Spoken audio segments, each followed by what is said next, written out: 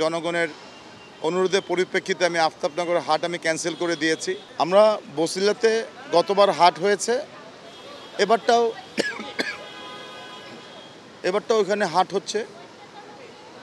এছাড়াও উত্তরার দিয়াবাড়িতে গতবার যে বড় হাট হয়েছে, আমার কাছে অনেকে আসছে যে উত্তরাতে এটি একবারে সাইডে, উত্তরার বিশেষ করে 4 নম্বর সেক্টর, 1 নম্বর সেক্টর, 3 নম্বর সেক্টর, 5 নম্বর সেক্টর, 6 নম্বর সেক্টর, এখানে কোনো ধরনের হাট নাই।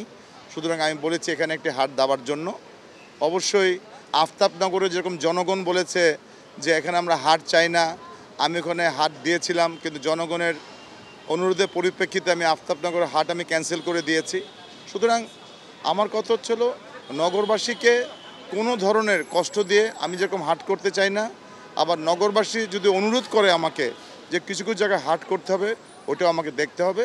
কিন্তু অবশ্যই হাটের নিয়ম এবং আইনকানুন সব কিছু মেলেই হাট যারা করবে তাদেরকে আমি বলেছি যে এটা স্মার্ট বাংলাদেশের স্মার্ট হাট হবে, সেই কনসেপ্ট নিয়ে হাটগুলো কাজ করছে। ধন্যবাদ।